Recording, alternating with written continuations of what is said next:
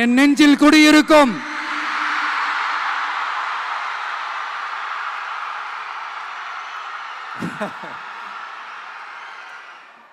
நாட்டுக்காக உழைப்பதற்கு அண்ணா பிறந்தார்.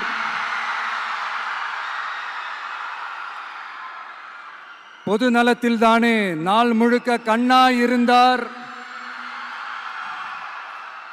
அப்படின்ட்டு எம்ஜிஆர் அவர்கள் ஒரு பாட்டு ஒன்று பாடியிருக்கிறாங்க, கேட்டிருப்பீங்க. அப்படிப்பட்ட நம்ம காஞ்சி தலைவர் அறிஞர் அண்ணா அவர்கள் பிறந்த மாவட்டம் தான் இந்த காஞ்சிபுரம் மாவட்டம்.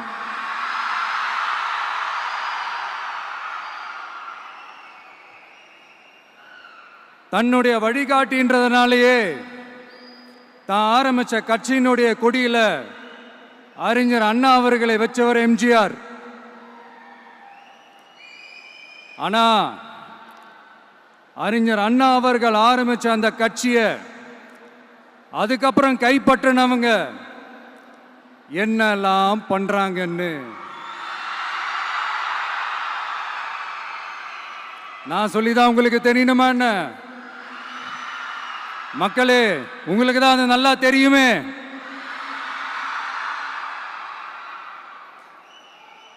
தனிப்பட்ட முறையில் எங்களுக்கும் அவங்களுக்கும் எந்த பிரச்சனையும் கிடையாதுங்க.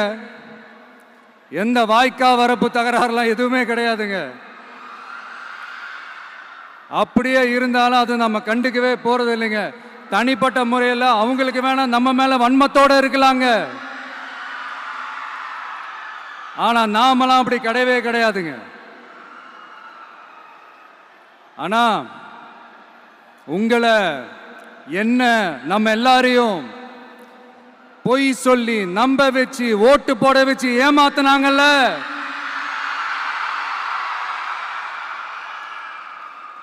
அப்படி ஏமாத்தி ஆட்சிக்கு வந்து நல்லது செய்யற மாதிரி நடிக்கிறாங்கல்ல, நாடகம் ஆடுறாங்கல்ல, அவங்கள எப்படி நம்ம கேள்வி கேட்காம இருக்க முடியும்? அதனால அவங்கள நம்ம கேள்வி கேட்காம விட போறதே இல்லை.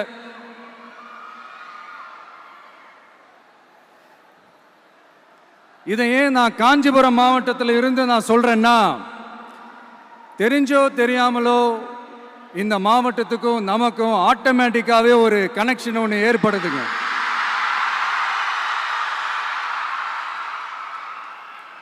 ஏன்னா நம்மளுடைய முதல் கள பயணத்தை தொடங்கினதே பரந்தூர்ல இருந்து தான். பரந்தூருக்கு போய் அந்த மண்ணில் நின்று அந்த மக்களுக்காக கேள்வி கேட்டதும் இதே அண்ணா அவர்கள் பிறந்த காஞ்சிபுரம் மாவட்டம் தான். இன்னைக்கு ஒரு பெரிய மனவேதனைக்கு அப்புறம் இந்த மக்கள் சந்திப்பு நிகழ்ச்சிக்கு வந்திருக்கிறதும் அதே அண்ணா அவர்கள் பிறந்த காஞ்சிபுரம் மாவட்டம் தான்.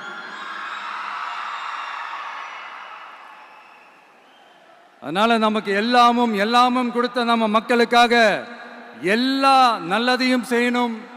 அதுவும் சட்டப்பூர்வமாக செய்யணும், அங்கீகாரத்தோட செய்யணும், அதிகாரப்பூர்வமாக செய்யணும், ஒட்டுமொத்த தமிழ்நாட்டு மக்களுக்கும் செய்யணும், ஒரே மாதிரி செய்யணும், ஒரே எண்ணத்தோட செய்யணும். அந்த ஒரே லட்சியத்தோட தான் நாம் அரசியலுக்கே வந்திருக்கிறோம். அதனாலதான் மக்களிடம் செல் அப்படின்னு சொன்ன அண்ணாவை கையில் எடுத்தோம். அவங்க சொன்ன மாதிரி மக்களை நோக்கி போறோம். ஆனா மக்களிடம் செல்னு சொன்ன அண்ணாவை மறந்தது யாரு? கொள்கையா? அதனப்பா கிலோ என்ன விலை என்னன்னு கேட்கிற அளவுக்கு அப்படி ஒரு கட்சியை ஒன்று நடத்திக்கிட்டு அந்த கட்சியினுடைய தலைவர் தமிழ்நாட்டு முதல்வர் சொல்றாரு, நமக்கு கொள்கை இல்லையா? எப்படி? நமக்கு கொள்கை இல்லையா? பிறப்புக்கும் எல்லா உயிருக்கும்னு ஒரு அடிப்படை கோட்பாட்டை நம்ம கட்சியினுடைய ஒரு முக்கிய கோட்பாட்டை அறிவிச்ச நமக்கு கொள்கை இல்லையா? எல்லாருக்கும் எல்லாமும் கிடைக்கணும், சமூக நீதி கிடைக்கணும், அந்த சமூக நீதி உண்மையான சமூக நீதியா இருக்கணும், சாதிவாரி கணக்கெடுப்பு நடத்தணும்னு ரொம்ப ஸ்ட்ராங்கா சொன்ன நமக்கு கொள்கை இல்லையா? CAA அறிவிச்சதுக்கு அப்புறம் அப்ப நம்ம கட்சி ஆரம்பிக்கிறதுக்கு முன்னாடியே எதிர்த்த நமக்கு கொள்கை இல்லையா? வகுப்பு சட்டத்தை எதிர்த்து உச்ச நீதிமன்றத்துக்கு முதல்ல போன நமக்கு கொள்கை இல்லையா? நீட்ட வந்தா ஒழிச்சிருவேன், நீட்ட வந்தா அழிச்சிருவேன், ஆட்சிக்கு வந்தவனே ரத்து செய்யறதே நீட்டை தான், அப்படி இப்படின்னு கதையெல்லாம் விடாம கல்விய மாநில பட்டியலில் சேர்க்கணும்னு சொன்னதோட மட்டும் இல்லாம அதுக்கு ஒரு இடைக்கால தீர்வை சொன்ன நமக்கு கொள்கை இல்லையா? சமத்துவம் சம வாய்ப்புன்னு ரொம்ப ஸ்ட்ராங்கா சொன்ன நமக்கு கொள்கை இல்லையா? இப்படி கொள்கையை வெறும் பேச்சில் மட்டுமே பேசிக்கிட்டு எல்லா கொள்கையும் அண்டர் கிரவுண்ட்ல அடக்கி வச்சுக்கிட்டு என்னமோ இவங்களுக்கு மட்டும்தான் எல்லா கொள்கையும் குத்தகைக்கு எடுத்த மாதிரி. இவங்க கொள்கையே கொள்ளை தானே. எப்படி? இவங்க கொள்கையே கொள்ளை தானே. இதெல்லாம் மக்களுக்கு யாருக்கும் தெரியாதுன்னு நினைச்சிட்டு இருக்கீங்களா? எங்க கட்சி ஒன்றும் சங்கரமணம் இல்லைன்னு சொன்னது யாரு? யார் சொன்னாங்க? ஏன் சொன்னாங்க? எதுக்கு சொன்னாங்க? இப்போ உங்க கட்சியில என்ன நடந்துகிட்டு இருக்குது அதையும் கொஞ்சம் யோசிச்சு பாருங்க, இதையும் கொஞ்சம் யோசிச்சு பாருங்க. அதனால பாப்பா, பவள விழா பாப்பா, நீ பாசாங்கு காட்டாத பாப்பா. நீ நல்லவர்கள் போல் நடிப்பதை பார்த்து நாடே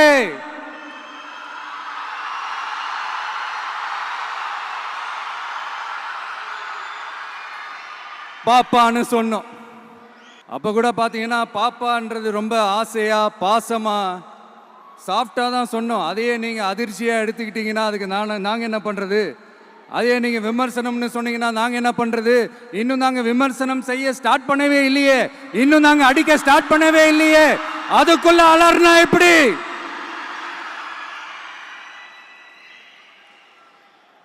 அதனால உங்க அரசவை புலவர்கள் யாராவது இருந்தாங்கன்னா கர்ச்சீஃப் எடுத்து அவங்க கண்ணீரை துடைத்து விடுங்கள். சரி, அது அவங்க பிரச்சனை, அவங்க பார்த்துக்கிட்டோம். நமக்கு எப்பவுமே மக்கள் தாங்க, மக்களுடைய பிரச்சனை பத்தி பேசுறது தான். இன்னைக்கு நம்ம காஞ்சிபுரம் மாவட்டத்துக்கு வந்திருக்கிறோம். இங்க மக்கள் ஃபேஸ் பண்ற அந்த பிரச்சனையை பத்தி நம்ம பேசி ஆகணும். இந்த காஞ்சி மண்ணை வாழ வைக்கிற ஜீவ நதி பாலாறு, உயிர் நதி பாலாறு. இந்த மக்களோட உயிரோடவும் ரத்தத்தோடும் கலந்து ஓடுவது பாலாறு. அந்த பாலாறை இன்னைக்கு பெரியார் பெயரையும் அண்ணா பெயரையும் சும்மா பேருக்கு வச்சுக்கிட்டு ஆட்சி நடத்துறவங்க என்ன பண்றாங்க தெரியும்ல? சுரண்டிட்டாங்க, கொள்ளையடிச்சிட்டாங்க, நாசம் பண்ணிட்டாங்க, மோசம் பண்ணிட்டாங்கன்னு இன்னும் என்ன வேணாலும் சொல்லலாம். ஆக மொத்தம் அழிச்சிட்டாங்க. இதை நான் ஏதோ போற போக்கில் ஏதோ அடிச்சு விடலங்க, ஆதாரத்தோட தான் சொல்றேன். அனுமதிக்கப்பட்ட அந்த லெவலை தாண்டி 22,70,000 யூனிட் மணலை கொள்ளையடிச்சிருக்கிறாங்க. ஆக மொத்தம் இதுல அவங்க அடிச்ச கொள்ளை எவ்வளவு தெரியுமா? ரொம்பலாம் இல்ல, கம்மி தான். 4,730 கோடி. கம்மி தான் இல்ல?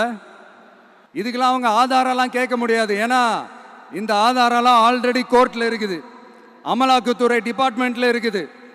அந்த டிபார்ட்மெண்ட்ல வேலை செஞ்ச சில நல்லவர்கள் அவங்க அடிச்ச அந்த கொள்ளையெல்லாம் தாங்க முடியாம வெளியில சொன்ன அந்த ஆதாரங்கள், இதெல்லாம் சம்பந்தப்பட்டவங்களுக்கு இன்னும் நல்லாவே தெரியும்.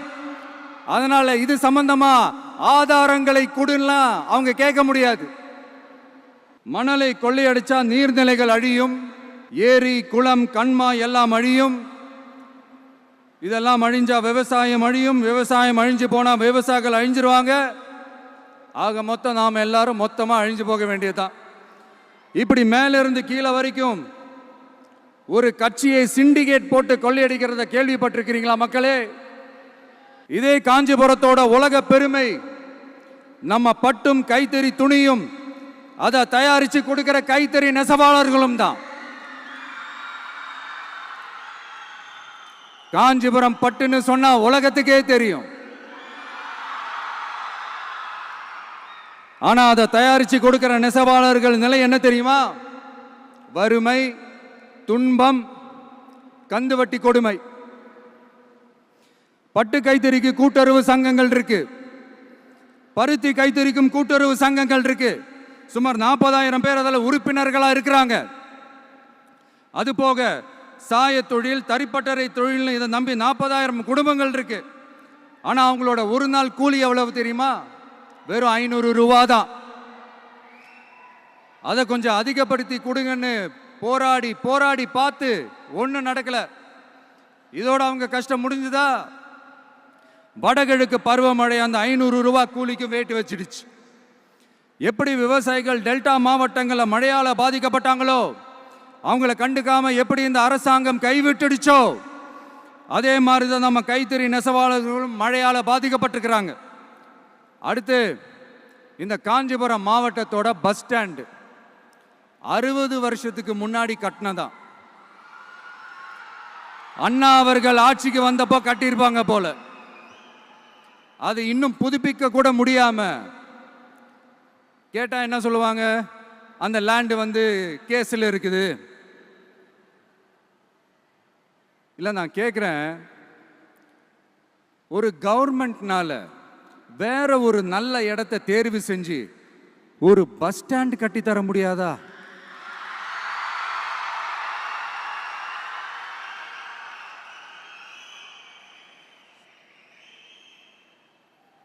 பிரச்சனை என்ன தெரியுமாங்க? அவங்களுக்கு மக்களை பத்தி யோசிக்கிறதுக்கே நேரம் இல்லை. அதுதான் பிரச்சனை. அடுத்து பாலாஜாபாத் பக்கத்தில் அவலூர் ஏரி இருக்கு. அது பாலாற்றை விட உயரமா இருக்கு. அதனால என்ன ஆகுதுன்னா, ஆத்து தண்ணி ஏரிக்கு போக முடியாம போயிடுது. அதை சரி பண்ணி அந்த இடத்துல ஒரு தடுப்பணையை கட்டினா ஏரி நிறைய தண்ணி நிற்கும். அப்படி நின்னா அவலூர் மட்டும் இல்ல, ஆசூர் உட்பட இன்னும் எத்தனை கிராமங்கள், எத்தனை ஆயிரம் ஏக்கர் விவசாயம் நல்லா நடக்கும். இதுக்கு இன்னும் எத்தனை வருஷம் மக்கள் கோரிக்கை கொடுக்கணும், மக்கள் போராடணும். இந்த பிரச்சனையெல்லாம் இருக்கிற அதே காஞ்சிபுரம் மாவட்டத்தில் தான் பரந்தூர் ஏர்போர்ட் கட்டுற பிரச்சனையும் இருக்குது. அந்த பிரச்சனையில கண்டிப்பா நாங்க விவசாயிகள் பக்கம் தான் நிற்போம். அதுல எந்த மாற்று கருத்துமே கிடையாது. இந்த கவர்மெண்ட் பரந்தூர் விவகாரத்தில் எங்களுக்கோ இல்லை விவசாயிகளுக்கோ எந்த விதமான காரணங்கள் சொல்லி எஸ்கேப் ஆகவே முடியாது. இப்படி மக்களுக்காக மக்களோட பிரச்சனைகளை எடுத்து பேசுறதுனால இப்போ ஆட்சியில் இருக்கிறவங்களுக்கு நம்ம மேலே ஒரு ஆத்திரம் வரத்தானே செய்யும். அதனால தான் நீங்கள் பார்த்தீங்கன்னா சட்டசபையில் ஆரம்பித்து ஒரு சாதாரண நிகழ்ச்சி வரைக்கும் எல்லா மேடையிலையும் மேடைக்கு மேடை டிவிக்கே தான். டிவிக்கே அவதூறு, அவதூறு டிவிக்கே, டிவிக்கே அவதூறு, அவதூறு டிவிக்கே.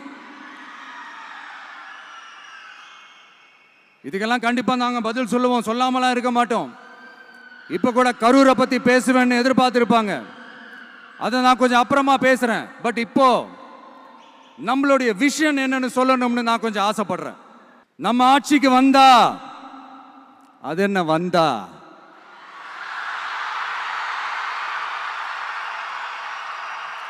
வருவோம். மக்கள் கண்டிப்பா நம்மளை வர வைப்பாங்க. மக்களுக்கான ஆட்சியை மக்களே விரும்பி வர வைக்கத்தானே செய்வாங்க. அப்படி மக்களால் அமைக்கப்பட போற நம்ம ஆட்சியில நம்ம என்ன செய்ய போறோம்ன்றது அதுக்கான அந்த தேர்தல் அறிக்கையில அதுக்கான விளக்கத்தை டெஃபினட்டா கொடுப்போம். பட் அதுக்கு முன்னாடி ஒரு சின்னதா லைட்டா நான் கொஞ்சம் அதை சொல்லணும்னு ஆசைப்படுறேன். எல்லாருக்கும் நிரந்தரமான வீடு இருக்கணும்.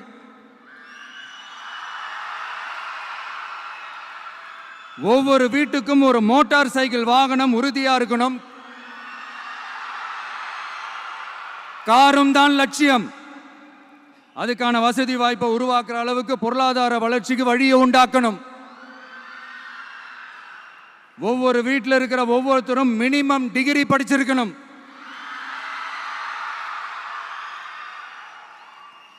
ஒவ்வொரு வீட்லையும் குறைந்தபட்சம் ஒருத்தருக்கு நிரந்தர வருமானம் கிடைக்கணும். அதுக்கான வேலை வாய்ப்பை உருவாக்கணும். அதுக்கு தகுந்த மாதிரி கல்வியில பாடத்திட்டத்தில் சீர்திருத்தம் செய்யணும். கவர்மெண்ட் ஹாஸ்பிட்டல்ஸுக்கு மக்கள் எல்லாரும் பயம் இல்லாம நம்பி போற மாதிரி மாத்தணும். பருவமழை காலத்தில் ஏற்படுற வெள்ளத்தால ஊரும் சரி மக்களும் சரி விவசாயமும் சரி பாதிக்கப்படாம இருக்கணும். அதுக்கு 4000 கோடி திட்டம்னு ஒரு உருட்டுனாங்களே, அந்த மாதிரிலாம் எதுவும் இல்லாம உண்மையான ஒரு பாதுகாப்பு திட்டத்தை உருவாக்கணும். மீனவர்களோட, தொழிலாளர்களோட, நெசவாளர்களோட, அரசு ஊழியர்கள் மற்றும் ஆசிரியர்களோட கருத்து கேட்டு அவங்களுக்கான பாதுகாப்பு மற்றும் வளர்ச்சி திட்டங்களை உருவாக்கணும். உருவாக்குறது மட்டும் இல்லை, அதை செயல்படுத்தணும். முக்கியமாக இண்டஸ்ட்ரியல் டெவலப்மெண்ட்ஸில் கான்சென்ட்ரேட் பண்ணணும். எல்லாத்தையும் விட ரொம்ப ரொம்ப முக்கியம், சட்டம் ஒழுங்க ரொம்ப ஸ்ட்ரிக்டாக வச்சிருக்கணும். நம்மளுடைய அம்மா, அக்கா, தங்கச்சிகள், அவங்களுடைய பிள்ளைகள், குழந்தைகள் எல்லாருக்கும் பாதுகாப்பை, அதுவும் உண்மையான ஸ்ட்ராங்கான பவர்ஃபுல்லான பாதுகாப்பை உண்டாக்கணும். அண்ணா யூனிவர்சிட்டியில நடந்த அந்த பெண்ணுக்கு நடந்த அந்த பிரச்சனை மாதிரியோ, இல்ல கோவையில் நடந்த அந்த கல்லூரி பெண்ணுக்கு நடந்த பிரச்சனை மாதிரியோ அதெல்லாம் நடக்க விடவே கூடாது. நம்ம வீட்டு பெண்கள் ஸ்ட்ராங்கா, பயமே இல்லாம தைரியமா இருக்கணும்.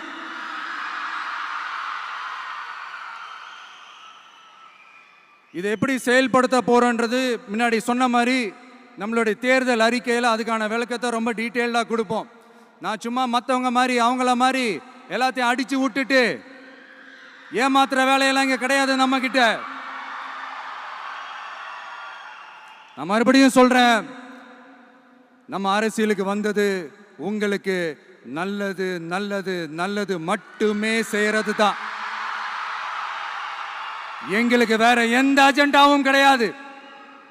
அதனால தான் பார்த்தீங்கன்னா கொள்கை எதிரி யாரு, அரசியல் எதிரி யாருன்னு திட்டவட்டமாக சொல்லிட்டு அது வெளியே சொல்லிட்டு களத்துக்கு வந்திருக்கிறோம். அதில் எந்த விதமான குழப்பமோ எந்த விதமான ஊசலாட்டமோ எதுவுமே இருக்க போறதில்ல. இந்த விஜய் சும்மா எதையும் சொல்ல மாட்டான்.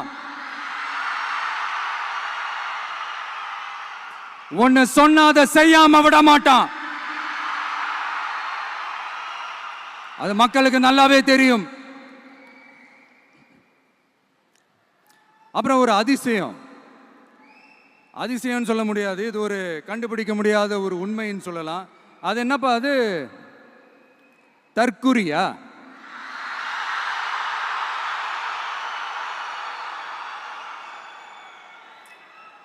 நம்ம டிவிகேக்கு சப்போர்ட் பண்ற கோடிக்கணக்கான லட்சக்கணக்கான மக்கள், நம்மளுடைய நண்பிகள், நம்மளுடைய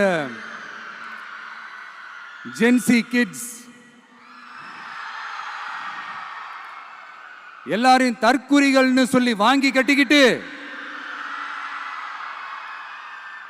இப்போ அவங்களாம் தற்குறியெல்லாம் கிடையாது, அப்படிலாம் அவங்கள கூப்பிடாதீங்க, அவங்க சங்கிகள்லாம் கிடையாது, அப்படிலாம் அவங்கள கூப்பிடாதீங்கன்னு சொல்லி ஒரு குரல். யாருடா அந்த குரல் அப்படின்னு பார்த்தா, இப்போ ரீசண்டா அறிவு திருவிழான்னு ஒன்று நடத்தினாங்கல்ல, சாரி அவதூறு திருவிழா. அதுல அவங்க தலைமையே குழப்பற மாதிரி, அறிவு கண்ணை திறந்து வைக்கிற மாதிரி ஒருத்தர் பேசியிருக்கிறார். அவர் யாருன்னா அது அவங்களோட எம்எல்ஏவே. அந்த எம்எல்ஏ யாருன்னா நம்மளுடைய கொள்கை தலைவர்களில் ஒருத்தரான மக்கள் சேவகர் அஞ்சலை அம்மாளோட சொந்தக்காரர். என்னடா இது இப்படி ஆகி போச்சு, டிவிகேக்கு சப்போர்ட் பண்ற மாதிரி நம்ம கட்சியிலேருந்தே ஒரு குரல் வருதுன்னு சொல்லி தலைமையில் ஃபுல்லா கன்ஃபியூஷன். அந்த கன்ஃபியூஷன் இதோட நிக்காது, அந்த ஆதரவு குரல் ஒரு வீடு விடாம, ஒரு இடம் விடாம, எல்லா இடத்துலையும் எல்லா வீட்லையும் இன்னும் பலமா எதிரொலிக்குதான் இல்லையான்னு பாருங்க. சும்மா பிளாஸ்ட் தான்.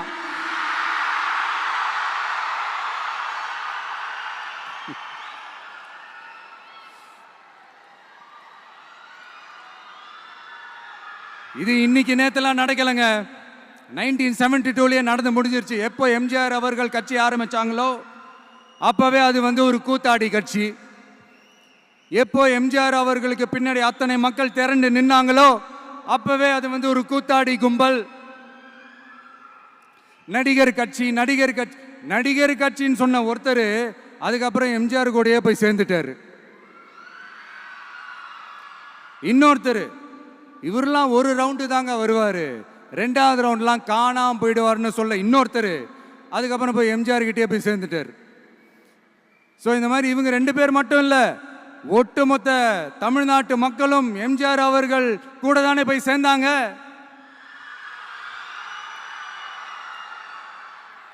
அதனால இது வரலாறு. இந்த வரலாறு நம்மளை விட அவங்களுக்கு இன்னும் நல்லாவே தெரியும். அதனால தான் பார்த்தீங்கன்னா 53 வருஷமா அதே கதறல்கள். கூத்தாடி கூட்டம், நடிகர் கட்சி நடிகர் கூட்டம். இப்படி மர்மயோகின்ற ஒரு படத்தில் அவருடைய கேரக்டர் பேர் கரிகாலன். அதில் ஒரு சூப்பர் டயலாக் ஒன்று சொல்லியிருப்பார். குறி வைத்தால் தவற மாட்டேன், தவறுமானால் குறியே வைக்க மாட்டேன்.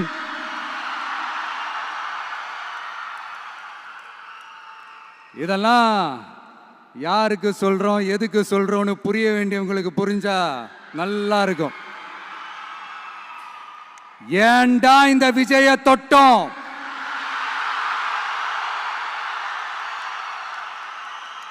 ஏண்டா விஜய் கூட இருக்கிற அந்த மக்களை தொட்டோம் நினைச்சு நினைச்சு நினைச்சு ஃபீல் பண்ண போறீங்க.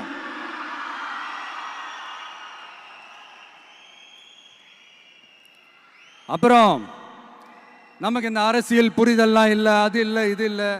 அப்புறம் நான் கேட்குறேன், மக்கள் எல்லாரும் உங்களுக்கு தற்குறிகளா?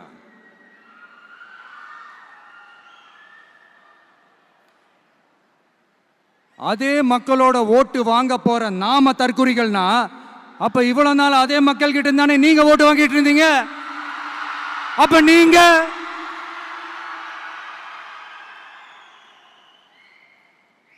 அந்த மக்களுக்கு நீங்க காட்டுற மரியாதையும் நன்றியும் இதுதானா? ஒண்ணு மட்டும் சொல்றேன், எழுதி வச்சுக்கோங்க. இந்த தற்குறின்னு சொல்றீங்கல்ல, இந்த தற்குறிகள்லாம் ஒன்னா சேர்ந்துதான் வாழ்நாள் பூரா விடையை கண்டுபிடிக்காத முடியாத அளவுக்கு உங்க அரசியலே ஒரு கேள்விக்குறியாக்க போறாங்க.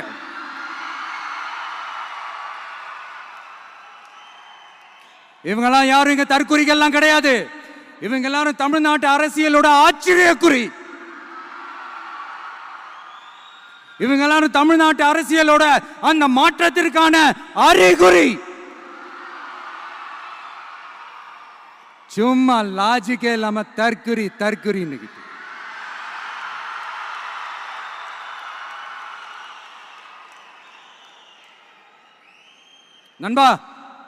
நண்பி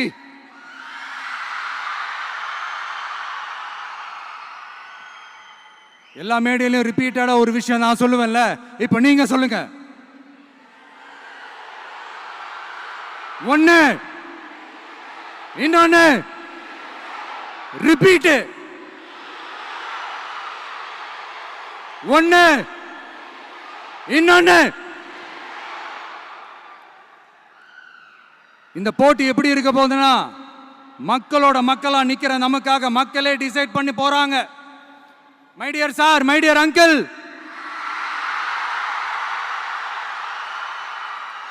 ஆல்ரெடி டிசைட் பண்ணியாச்சு. கான்பிடென்டா இருக்க மக்களே, நல்லதே நடக்கும், வெற்றி நிச்சயம். மீண்டும் சந்திக்கும் வரை நன்றி, வணக்கம்.